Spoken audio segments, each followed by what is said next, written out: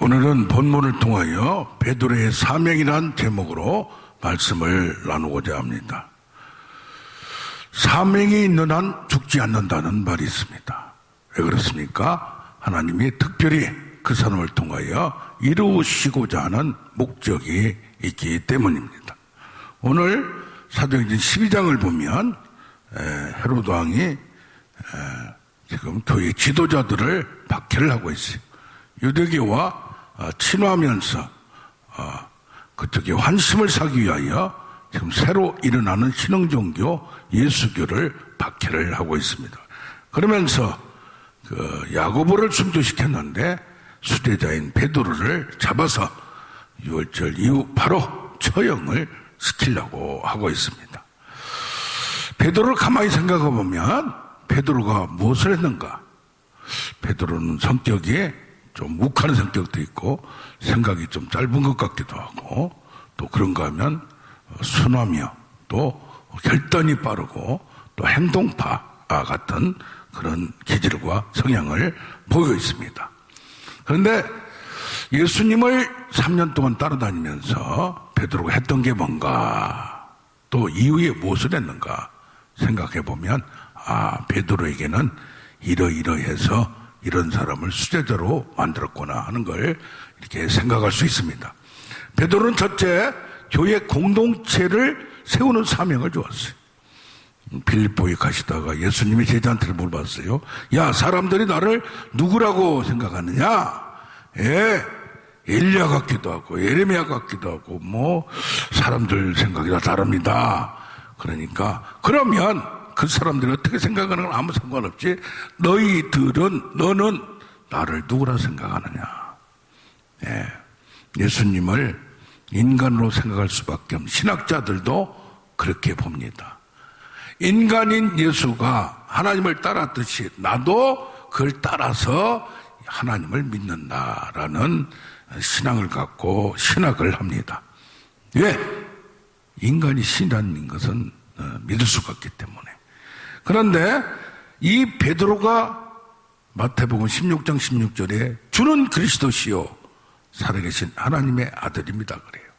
그러니까 내가 어떻게 알았느냐? 내가 이건 알게 하는 게 아니다. 하나님이 알게 해주셔야 한다. 그러니까 우리가 그리스도를 주를 믿는 것도 하나님이 우리의 눈을 열어서 마음을 열어서 이걸 이걸 중생이라고 합니다. 물과 성령으로 영적인 것이 열려져야 믿게 된다는 얘기입니다. 자, 그러면서 이 반석 위에 이 고백한 믿음의 반석 위에 내 교회를 세우리니 음부의 권세가 허물지 못하리라, 이기지 못하리라. 교회를 누가 세워요? 예수님이 세운다는 얘기예요. 뭐 때문에? 믿음의 고백을 한 그 공동체를 세운다는 얘기예요. 할렐루야. 자, 이런 걸 보면서 이 베드로는 호언장담하고 의리가 앞서고 말이 앞서고 내가 지키겠다 3번 장담하다가 3번 부인하고 거기다가 또 뭐 했어요? 로마의 군사 말고의 귀를 잘라버렸어요. 얼마나 행동파요. 진심 어린 누가 그 상황에서 잘못하면 칼로 찔림을 당할 수 있는데도 죽을 수도 있는데도 그렇게 행동을 했겠어요.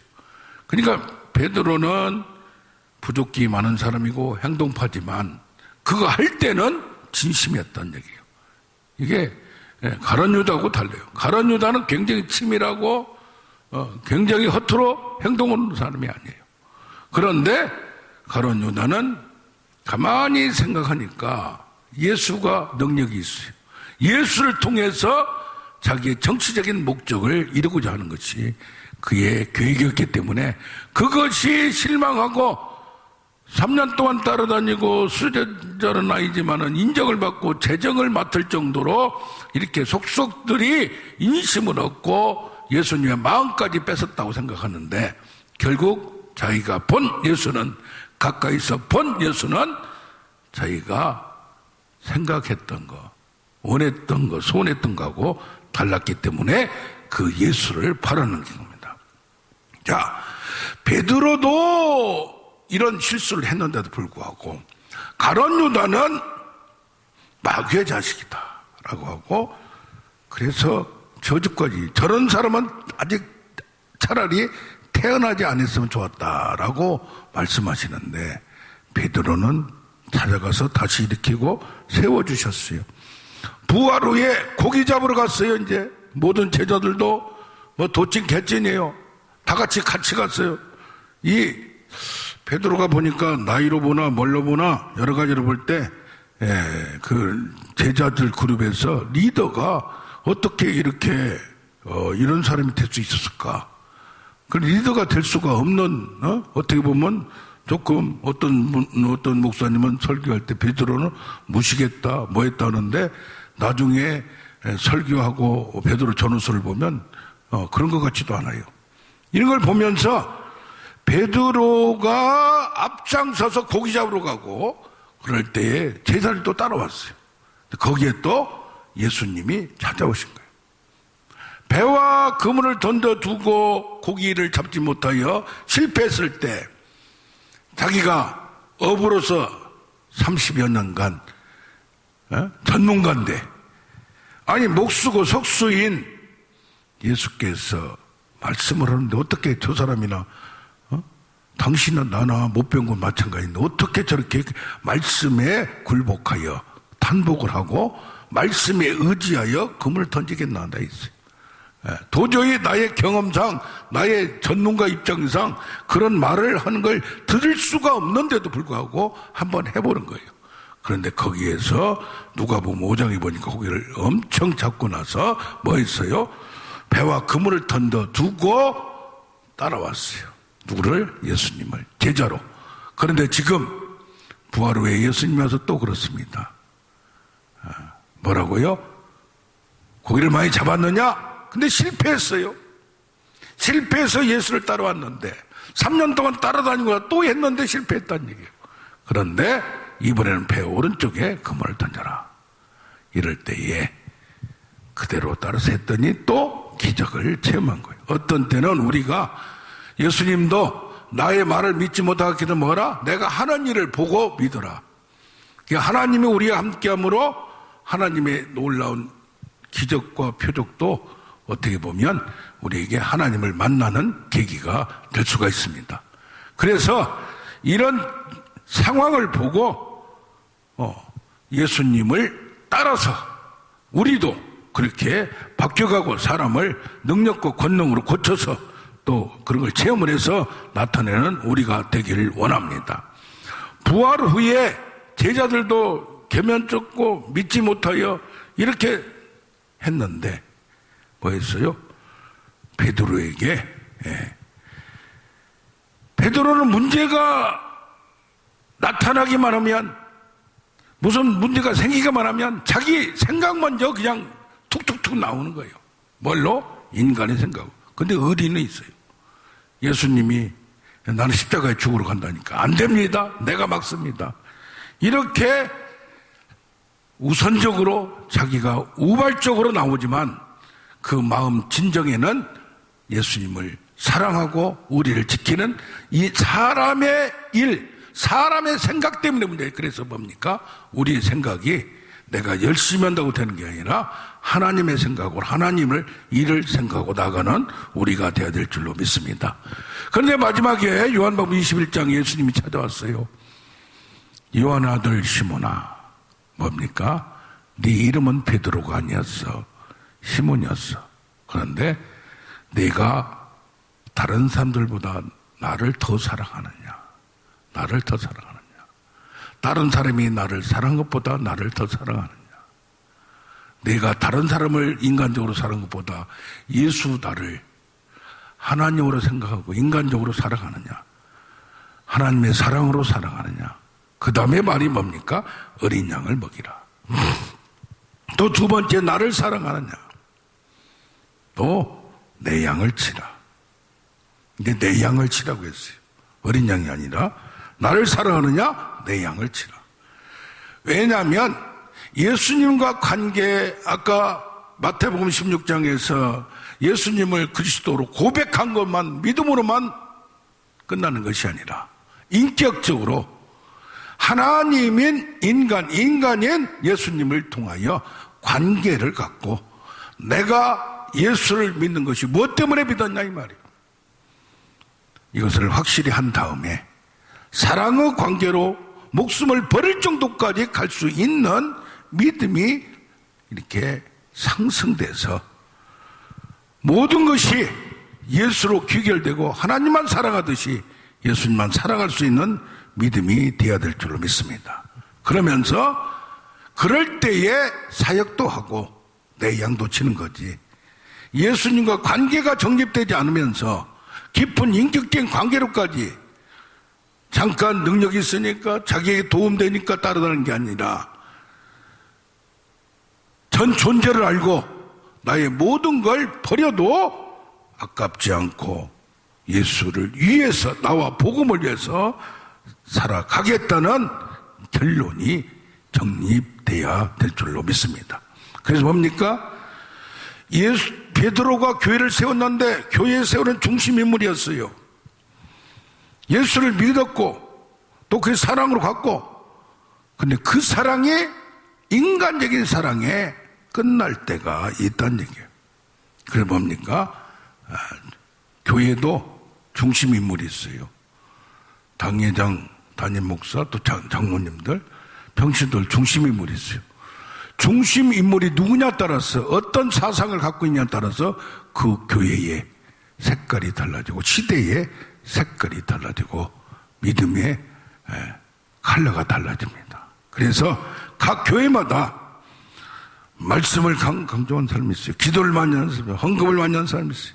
봉사를 잘하는 사람들이 있어요. 헌신을 많이 하고 또 연합을 잘하는 사람, 평신도 지도하고. 그래서 한 교회는 중심 인물이 누구냐 이 말이에요. 각자 중심 인물이요.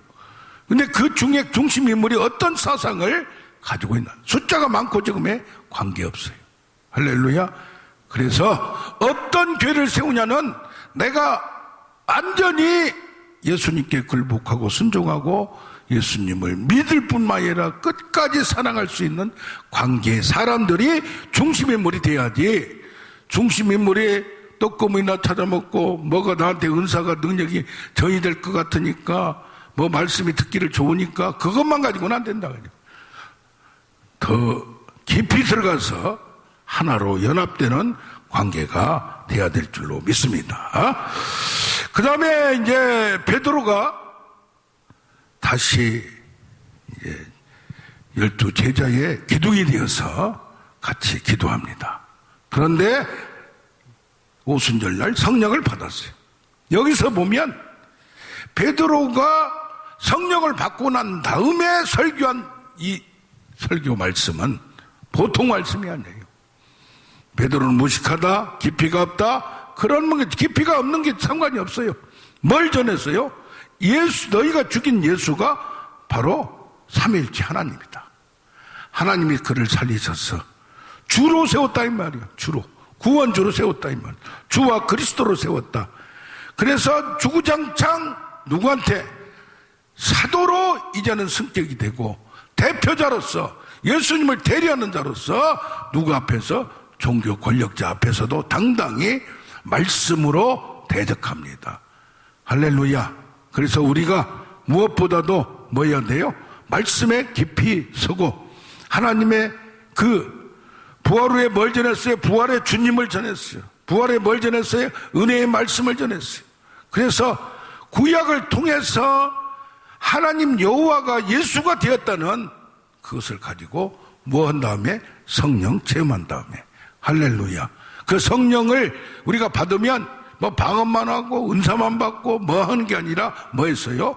생각이 바뀌어야 되고 말씀이 열려져야 되고 믿어져야 될 줄로 믿습니다. 베드로가 그 다음에 하는 것은 사도의 손을 통하여 표적과 기사가 막 나타나기 시작했어요. 사도행전 3장에 안전매가 일으켰죠. 여기 바로 앞에 9장 26절에 중풍병자를 일으켰어요. 그 다음에 9장 36절에 죽었던 다비다 도르가도 살려내는 역사가, 나중에는 베드로가 지나가는데 그림자만 밟아도 기적이 나타나는, 어떻게 보면 천한 인간이었고 어부였고 실수가 많았던 그가, 치밀하였던 하지 못했던 그가 지금 보면 능력자가 되었어요.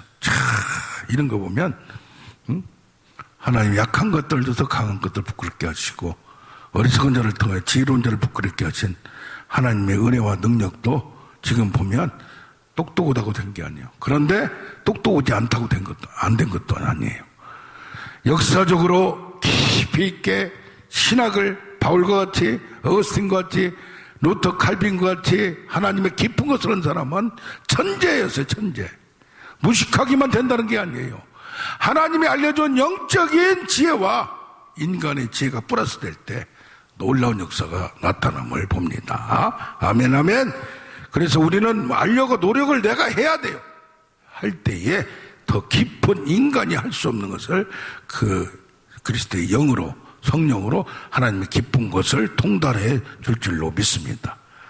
근데 희한한 것은 베드로가 이제는 말씀을 전하고 기적만 나타나는 게 아니라 마태복음 3장 10절을 보면 내 뒤에 오시는 능력이 많으시니 나는 그의 신들매를 풀기도 감당치 못하는 그런 맨날이 못되어 성령과 불로 세례를 베풀려. 누가? 예수 그리스도가. 그런데 오늘 예수님이 이제 승천하신 다음에는 그 역할을 누구한테 줬어요? 사도들한테 줬어요. 베드로 이제는 안수 안 해도 여기 10장에 가보면 이탈리아 부대 이방인 고넬로 백부장이 있는데 거기 가서 설교하니까 성령이 내려버렸어요. 할렐루야. 그럼 뭡니까? 예수님이 하시는 일을 똑같이 그 이상으로 하고 있다는 걸 봅니다. 이 고넬료는 경건하여 하나님을 경외하는 자라. 이 말은 뭐냐? 이방인인데도 불구하고 유대교를 이미 믿었다는 얘기예요. 유대교로. 그래서 개종을 했다는 얘기예요. 그런데 아직 예수는 모르고. 그래서 여기 보면 10장 5절 이하에 보면 고넬료가 기도하고 있는데 뭐라고 했냐? 천사가 나타나서 내 기도와 구제가 하나님 앞에 상달된다. 그래서 아무 유대교를 믿는 사람도 기도가 진실하고 구제가 진실한 것이 그 사람의 인품을 나타내는 거예요. 하나님도 아무나, 천사도 아무한테나 나타나는 게 아니에요. 그 신앙이 진실할 때 뭐가 부족해요? 지금 예수 믿는 게 부족하고 성령을 체험하지 못했기 때문에 베드로를 초청하라고 얘기를 합니다. 할렐루야. 베드로를 초청하라. 왜? 베드로를 통하여서 성령을 받을 수 있기 때문에. 그래서 우리가 집회를 하든가 안수를 하든가 하면 뭐가 흘러가야 돼요? 내가 받은 성령이 말씀뿐이 아니라 이게 흘러가고 치유가 되고 또 성령이 임하고 불과 성령과 불로 세례가 베풀어지고 역사가 나타나는 우리가 되어야 될 줄로 믿습니다. 아멘. 지금 불이 꺼졌단 말이 많이 있어요. 왜 그래요? 이제는 배가 불러가지고 하나님을 안 찾아요. 그러다 보니까 뭐예요? 성령과 불로 세례를 베풀리라 하는데 베드로는 설교할 때 그냥 성령이 부어지고 놀라버린 거예요. 그러니까 여기서 베드로가 깨닫는 게 뭐예요? 자기가 기도할 때 환상 가운데 2번이나 그 보자기에 먹어서는 안 되는 거, 유대인으로서 손대서는 안 되는 것이 내려왔어요. 2번이나. 그러니까 우리가 무엇을 본다든가 듣는다든가 겪었을 때 하나님이 알려주시는 그 목적을 알아야 돼요. 우리가 신앙생활을 하다 보면 뭘 봐요?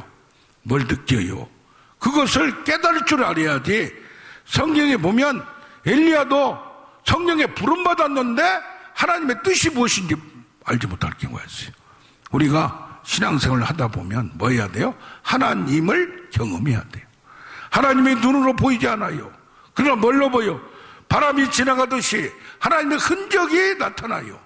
그 환상만 보고 음성을 들어야만 하나님을 느껴, 말씀을 들으면서 깨달을 수 있고, 무슨 사건을 통해서도 하나님이 일하고 계심을 깨달아야 되는데, 아둔하고 우둔해서 이건 머리가 좋다고 되는 게 아니에요. 어떻게 해서 서울대학교 다니고 스카이대학 다니는 아가씨들이, 청년들이 JMS 정명석한테 그렇게 넘어가고 이단한테 넘어간 이유가 왜 그렇습니까? 영적으로 어둡고 분별을 못하기 때문에 그렇습니다. 그런데 이렇게 쓰임 받았던 베드로가 어떻게 했어요? 성령 받기 전에는 교회를 세웠고 성령 받은 이후에는 교회 안에 성령을 부어주는 통로로 사용했다 이 말이에요. 할렐루야. 그러니까 사도 중에서도 그 역할을 충분히 해내는 수제자 역할을 했다는 얘기예요. 우리가 교회가 텅텅 비어버리고 교회는 세웠는데 유럽이나 지금 우리나라도 그렇고 중국도 그렇고 지금 쇠퇴기가 있어요. 왜 이유가 뭐예요? 배가 불러지니까 그래요. 물질적이고 이게 그냥 넘쳐나니까 하나님을 안 찾아요. 이제 병원을 찾아요. 이름으로써 하나님은 우리는 광야에서 힘들 때 코로나 시기에 하나님을 만나고 다시 돌아온 사람도 많았던 걸 기억해야 합니다. 할렐루야. 그래서 어떻게 보면 고난이 유익이고 이런 시험이 유익이고 그런 과정을 통해서 하나님을 만나는 우리가 되기를 원합니다. 여기 보면 그런데 오늘 사도행전 12장에 헤롯이 순교를 사람을 죽였어요. 이거 헤롯이 정치적으로 뭐 하려고 그래요? 유대교하고 안정을 찾기 위해서 그런 거예요. 거대 세력하고 그들이 예수교를 지도자를 싫어하니까. 그런데 어떻게 보면 하나님의 섭리는 항상 숨겨져 있어요. 숨겨져 있어요. 할렐루야. 이게 뭐예요? 이들이 이제 하루에 3,000명, 5,000명이 돌아오고 물질이 헌금이 나타나고 토지를 막 그냥 헌금을 하고 왜? 유대교에서 이제 예수교를 믿으면 동네에서 집안에서 추방을 당해야 돼요. 먹을 수가 없어요. 그렇기 때문에 이렇게 사랑으로 하는데 문제는 뭐냐? 부흥이 되니까 자기들끼리 있고 가만히 있는 거예요.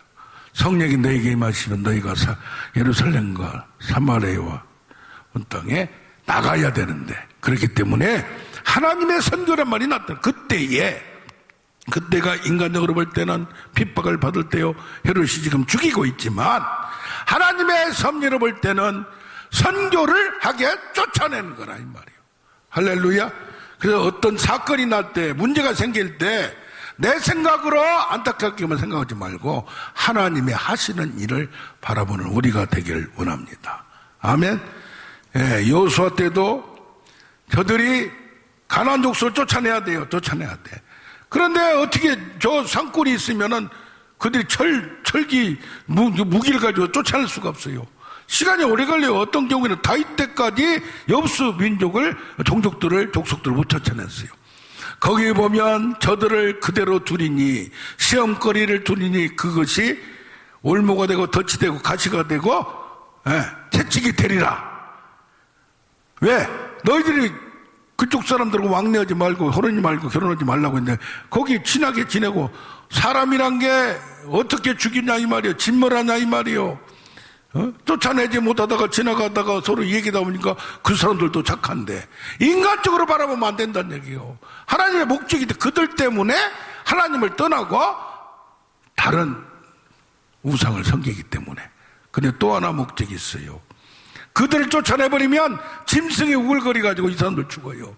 다른 데를 보면 짐승이 위험해서 너희를 보호하기 위하여 그들을 낳다. 시험거리도 하나님의 목적이 있어요. 할렐루야. 시험거리가 우리에게 나쁜 것 같지만은 그 시험거리 때문에 짐승들한테 먹혀주지 않고 살아가고 있다 이 말이에요. 그 하나님의 목적은 여러 가지가 숨겨져 있음을 아는 우리가 되기를 원합니다. 그래서 신명기 29장 29절에 감추어진 일은 하나님께 속하였고 나타난 일은 우리가 그 나타내는 걸 보고 하나님이 하신 일 감춰진 것을 그 비밀을 알아가는 우리가 돼야 돼요. 아멘. 신앙생활이라는 게 뭔가 하나님에 대해서 깊이 알아가고 이래야 되는데 어리버리해가지고 뭐가 뭔지 모르고 오면 안 된다 이 말이에요. 할렐루야. 오늘도 지금 헤롯왕을 통하여 야고보를 죽이고 베드로를 죽이려고 하는데 이 목적은 숨겨진 목적은 하나님의 선교도 있다는 걸 아는 우리가 되기를 원합니다. 자, 그런데 지금 베드로는 옥에 갇혔고 교회는 베드로를 위하여 간절히 하나님께 기도하더라. 왜 그래요? 교회가 위기가 당할 때 이들이 하나가 되고 정말 이제는 풍전등화 같이 지도자가 죽어가고 이제는 넘어갈 수밖에 중국에서 그런 사건 많이 나타났죠. 아프가니스탄, 이란에서도 그런 사건이 지금 나타나고 있습니다. 그럴 때에 교회는 마가의 다락방에서 모여서 성령 받았던 그 자리에서 모여서 이거 하나님 어떻게 됩니까? 하면서 안타깝게 제발 베드로만은 살려주세요. 옥문이 터지고 천사가 나타나서 오늘 쇠사슬이 훅훅 중국에서도 윤영재가 감옥에서 그냥 나와버렸잖아요. 나와버렸어요. 이런 사건이 나타났어요. 왜 그래요? 베드로를 살려둬야 되고 베드로가 해야 할 사명이 있기 때문에. 아멘. 그래서 죽을 때까지 우리는 뭐예요? 우리 사명을 내가 완수를 해야 돼요. 내가 뭐 크고 이름난 일을 하는 게 아니라 내 역할, 작은 디딤돌, 내 역할을 하는 것이 저기 집을 지을 때 머릿돌이 되는 모퉁이돌이 되는 예수, 그 옆에 하나하나씩 돌이 되어서 나가는 우리가 되기를 원합니다. 그런데 여기도 보면 헤롯 왕은 교만 떨다가 벌레 먹혀 죽었더라. 그 다음에 하나님 말씀은 흥왕하였더라. 그렇기 때문에 하나님은 살아계시고 하나님 말씀은 흥왕하고 하나님 그 상황에서 놀라운 일이 나타남을 봅니다. 자, 이제 베드로를 살려준 이유가 뭐냐를 가만히 생각해 보니까 사도행전 15장에 가서 베드로가 은혜의 복음, 은혜의 말씀을 변증하는데 베드로가 없으면 안 돼요. 참, 이게 오묘해. 그 다음부터 베드로 말은 나오지도 않아.